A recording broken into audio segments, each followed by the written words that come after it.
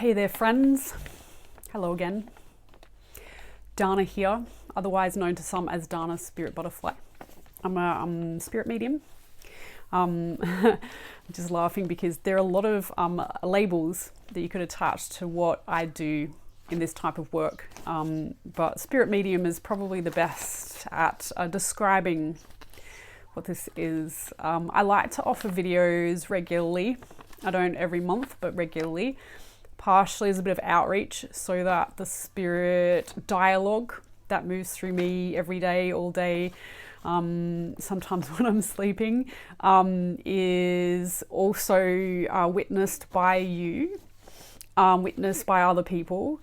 And I communicate that because my own experience with spirit is that we're all connected to spirit. We all have a spirit energy, a soul that is expressed through spiritual dialogues.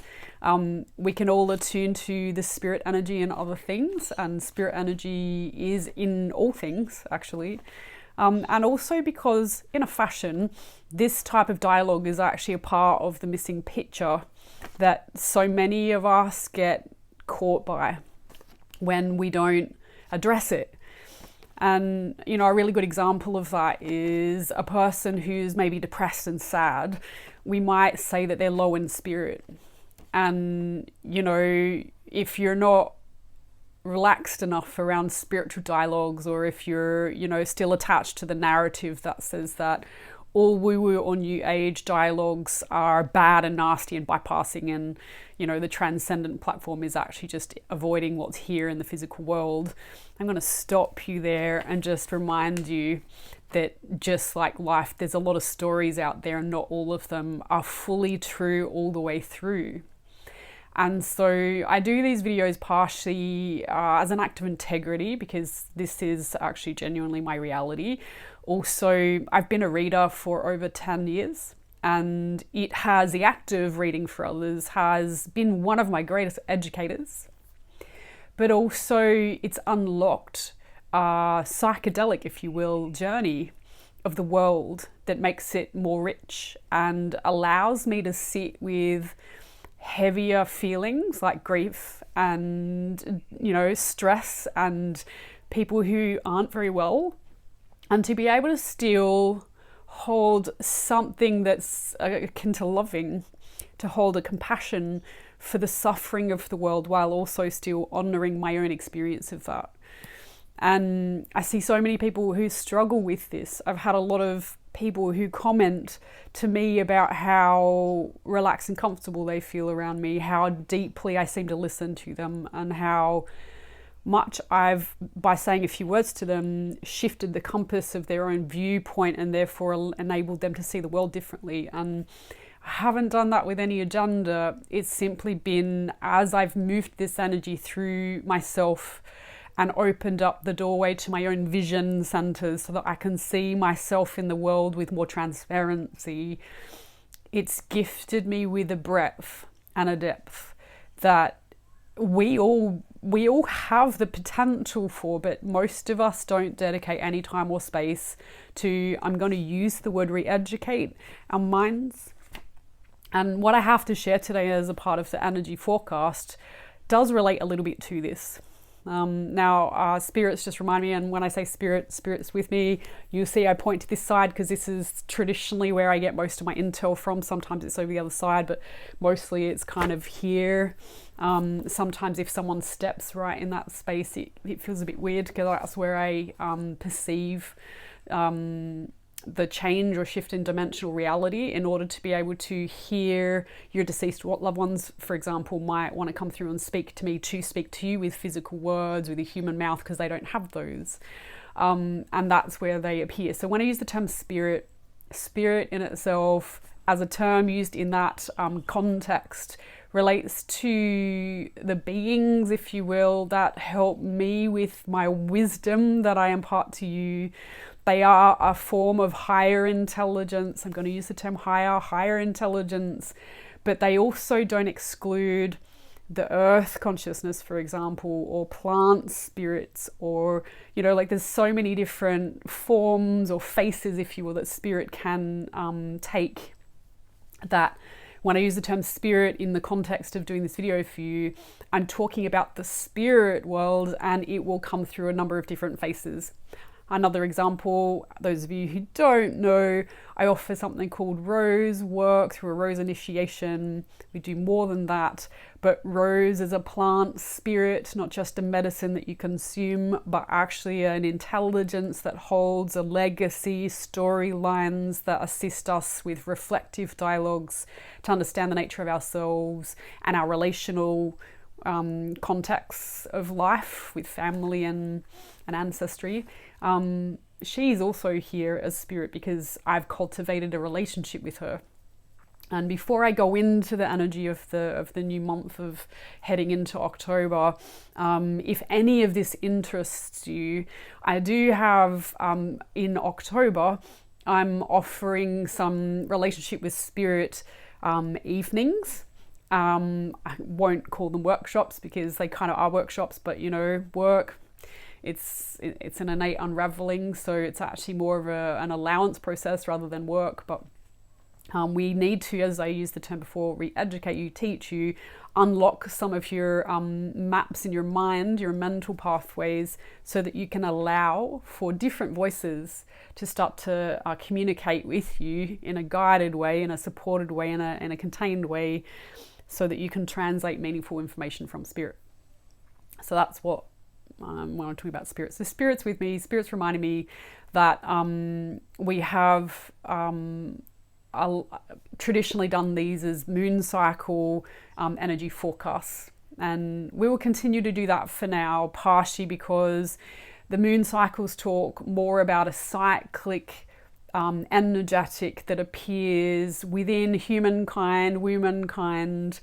It is more of an alignment for women and feminine landscapes, the womb that moves its system energetically across a 28-ish day cycle, as opposed to the masculine, which is more aligned with solar energy, which is more of a 24-hour calendar. So we talk about both moon and sun, and as we are in the middle of an eclipse window heading into the equinox, conversations about moon, feminine, reflective energy, and sun, obvious, outward facing, personality driven, egoic self conversations, they will appear in these dialogues, and they are a necessary part of humaning. You know, so spiritual landscape, yes, we do work with spirit, but ultimately being in human bodies, the reason why spirit communes with us is to coach us to be more wealthy humans on the inside as much as outwardly facing. So it's about cultivating a richer dialogue.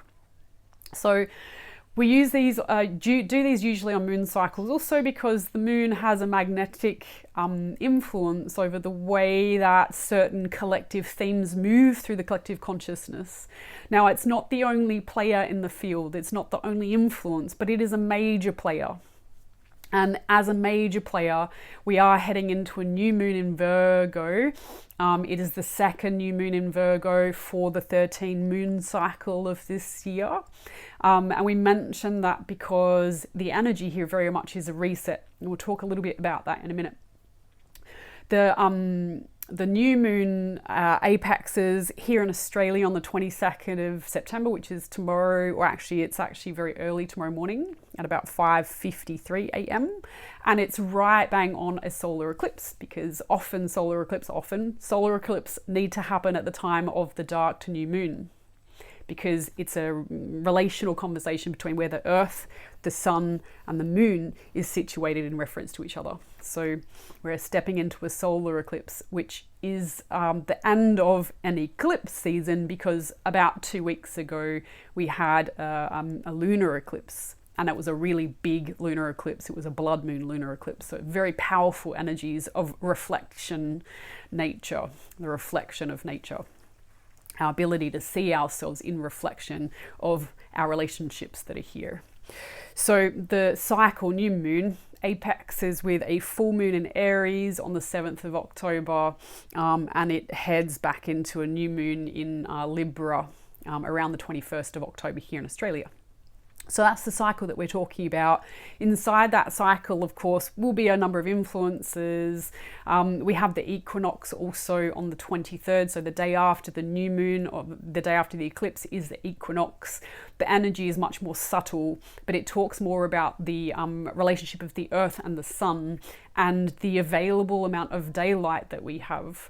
Now, again, just to call the elephant out in the room, those of you who think that the sun does not matter and our relationship with the sun doesn't matter, how do you feel in the dead of winter when there is less sun versus when you're in high summer and there's a lot more sun? Do you notice a difference? I guarantee you the difference will be way more than simply the temperature. It'll affect your sleep. It'll affect your energy in, energy out, way that you eat and digest food. It will also impact your general availability for certain activities over others. And so you can downplay these things if you'd like, but they are sacred feminine conversations. They are acknowledging that context is just as important as your ability to rationalize or logic out certain things and truths. And your logic muscles are powerful forces in your life. They need to be acknowledged as wise and useful, but held only in a vacuum outside of these energetic influences tend to leave you asking the question, why am I tired? Why is this food not digesting properly? Why is my sleep out of whack? Because there are contexts to your life, and those contexts are nuanced variations of relational themes. And as I land on relational themes, I don't know about you, but this year my whole relational paradigm has undergone a massive baptism of fire. Like, I feel like I've been burnt at the stake several times, and I feel like I've been reborn a number of times only to be taken back to that stake.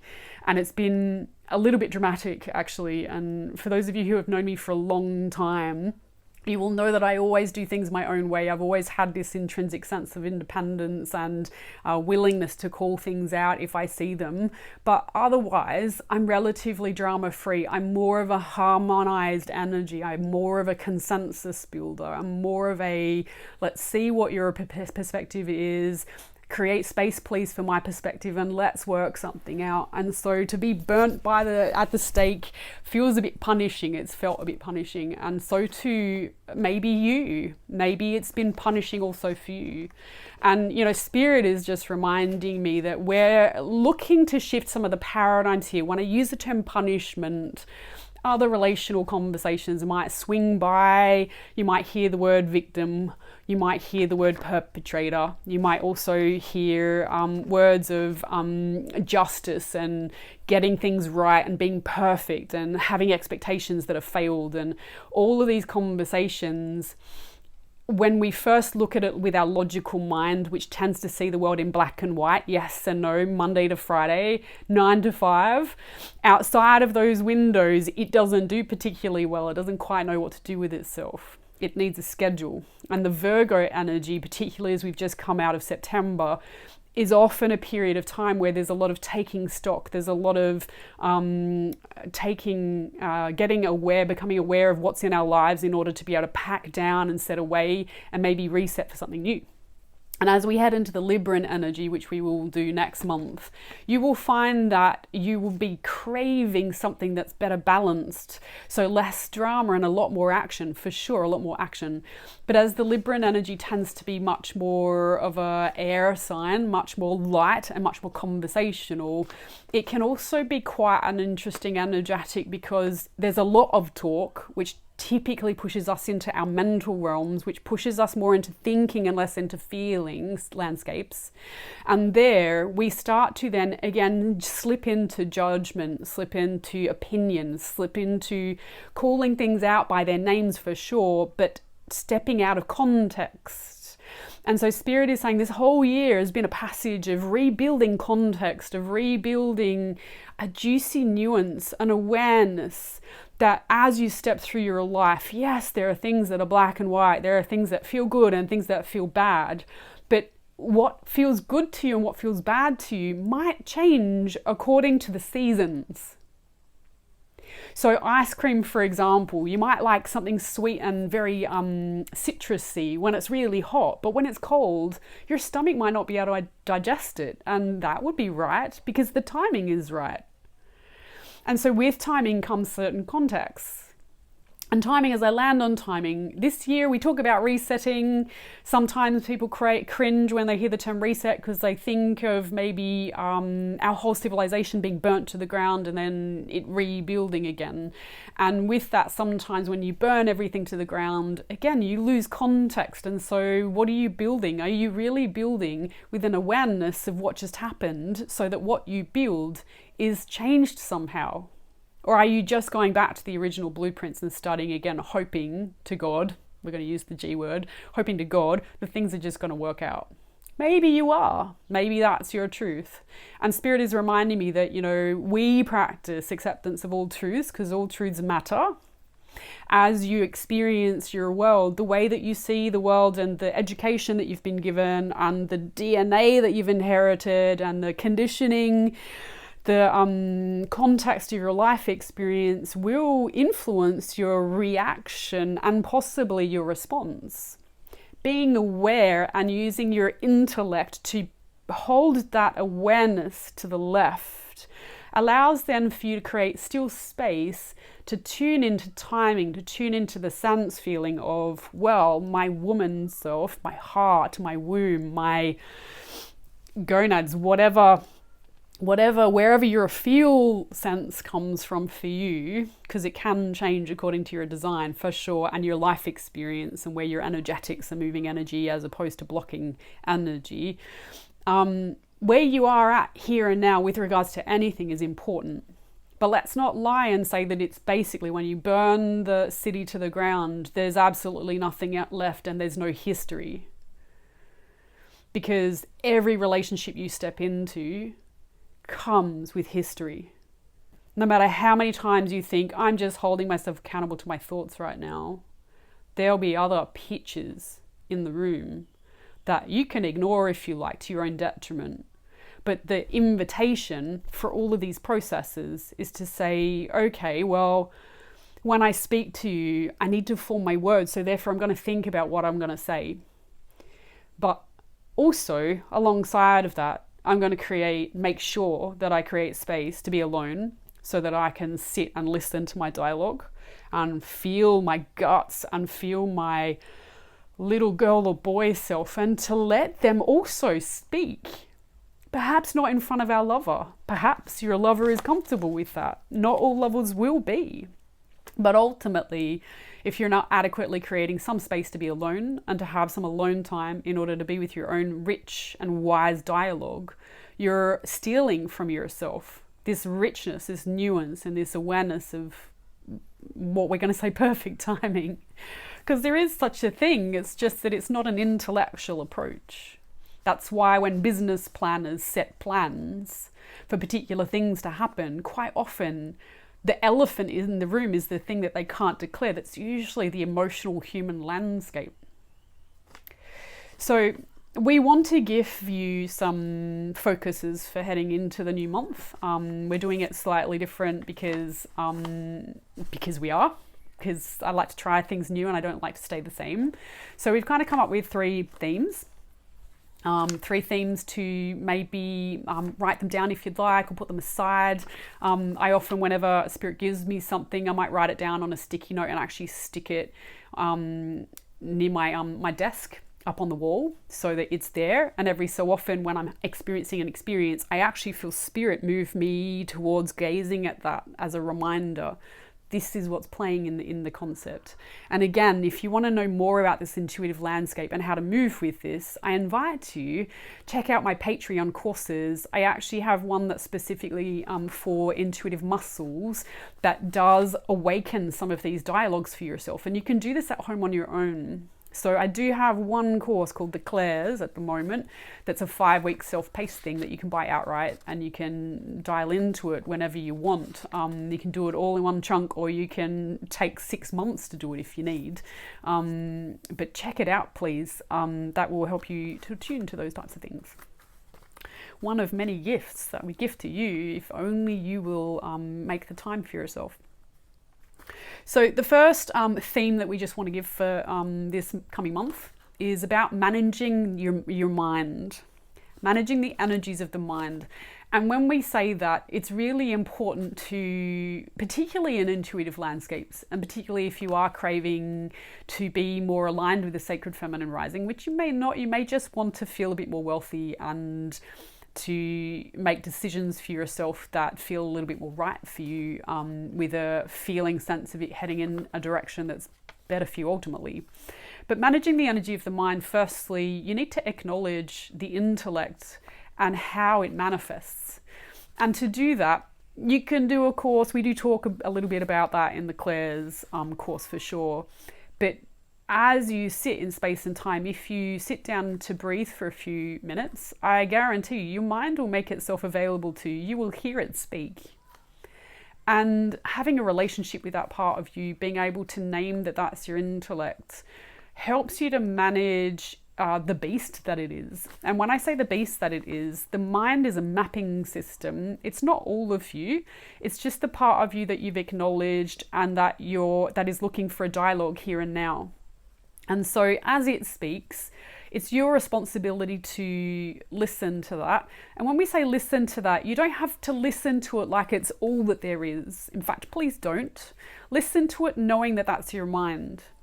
Some people use the term monkey mind, and the term monkey mind, often it's used in a number of contexts. But sometimes the monkey mind talks about the chatter that we have, the part of us that's reactionary and that just blahs out whatever it is that it's thinking. And if the monkey mind as a label helps you, then yes, that is a part of the mind. But your mind is way richer than that. There's actually a lot more to it in the way that it moves. And as you start to deepen into a meditation practice and a journey practice, which is most of the products I offer do these things, it will help you to get a better grasp of the complexities of your mind and how your dialogue moves. Spirit is reminding me that sometimes the mind as it manifests is a reflection of your soul, is a reflection of your spirit.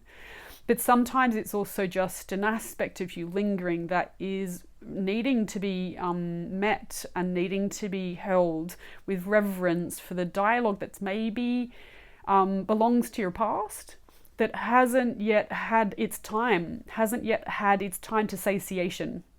And when we talk about grief processing, my rose initiation is actually a really good step into this type of feeling, sensing, acknowledging what is here in order to process your grief practice.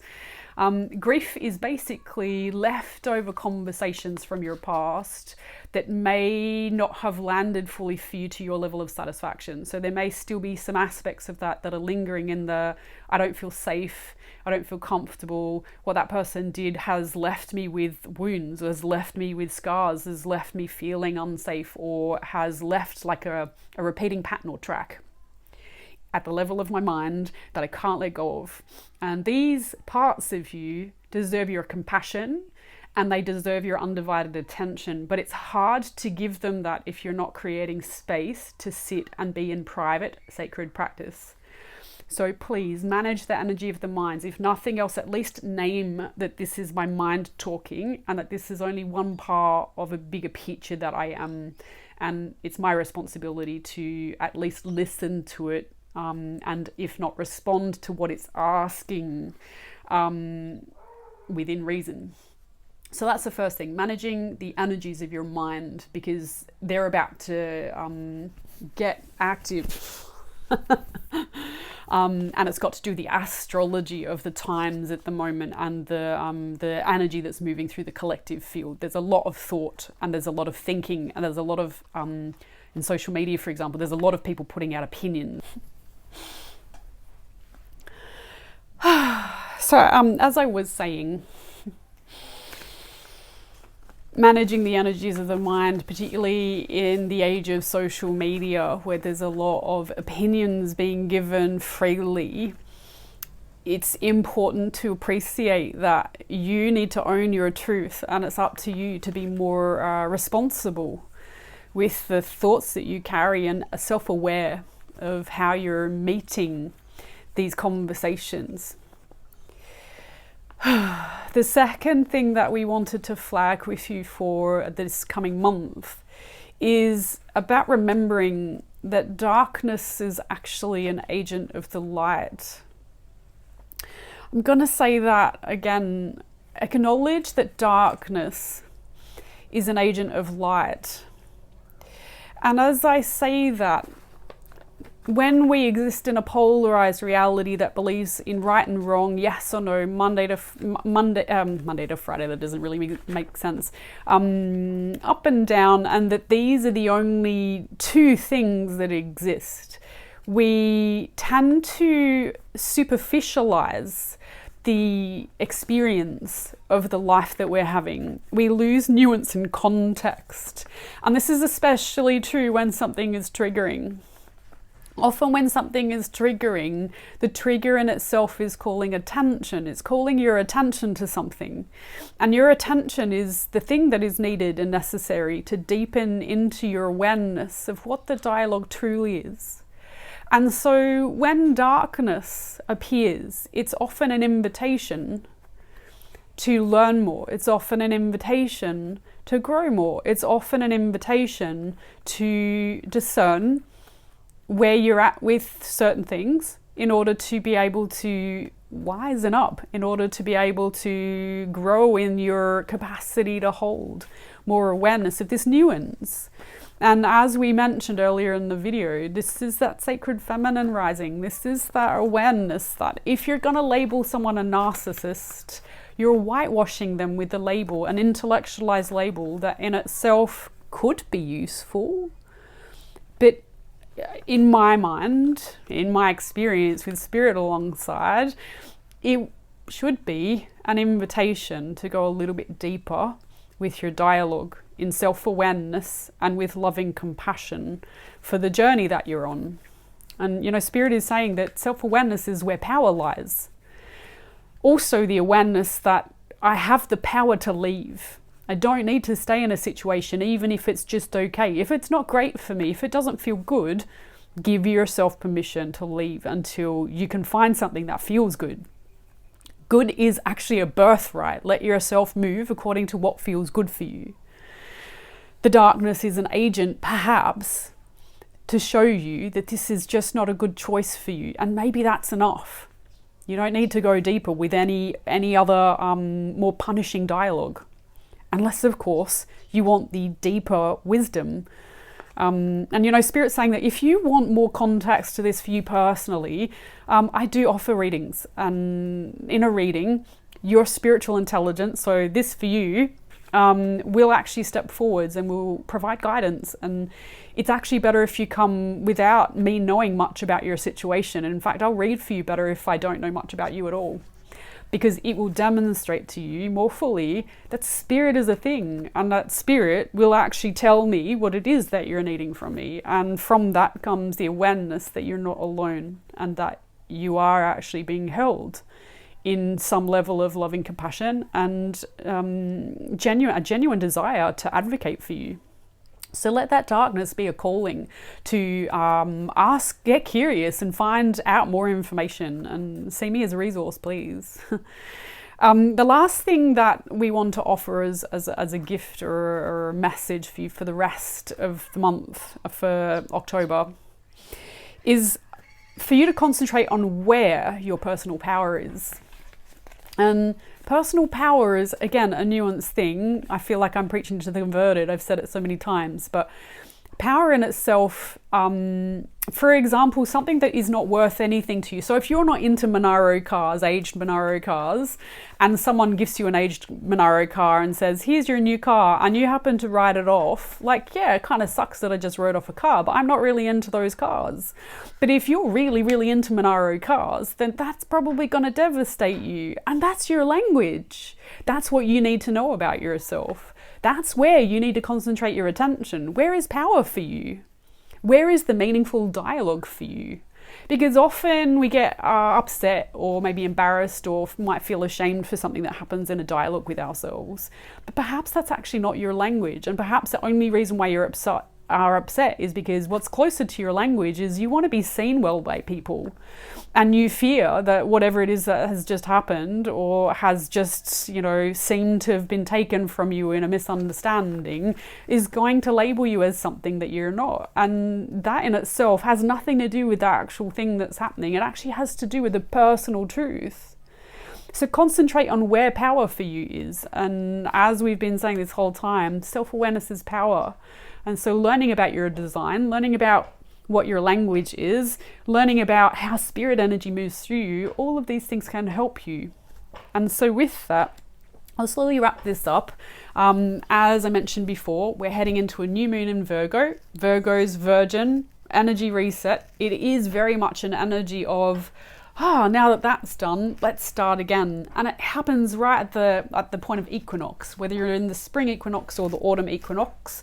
The autumn equinoxes in the northern hemisphere, you're starting to head into a deeper, darker well of intuitive wisdom that comes from your inner landscape. So your outside experience will slowly start to manifest more fully into your internal world. Here in the southern hemisphere, it's going to be the opposite. So we're starting to look more outwards, but first there is a bit of a reckoning, you could use that term. But also this is the time, the equinoxes and solstices are a time to stand still for a moment, to take a sacred pause and to create some space to dialogue more fully with what's your value system. Traditionally, these seasonal celebrations, Marbon in the Northern Hemisphere, as the Celts tend to name it, Wicca tends to name it. Here is Ostara, otherwise known as Easter. The springtime here, reset, new beginnings. These energies can be very powerful, but first it helps you to pause for a moment and take stock of abundance. What abundance do you have? What's actually sitting behind you in support of yourself? And if you want to practice, I have one coming up tomorrow evening. It will be Southern Hemisphere comfortable time, for us here in Australia, but you can watch the replay if you're on my Patreon membership, paid membership. Of course, I invite you also to check out my Patreon work. I do have a free membership. It just helps to keep you in the loop. You'll get access to these videos every month. I usually record them monthly, not always, but most of the time.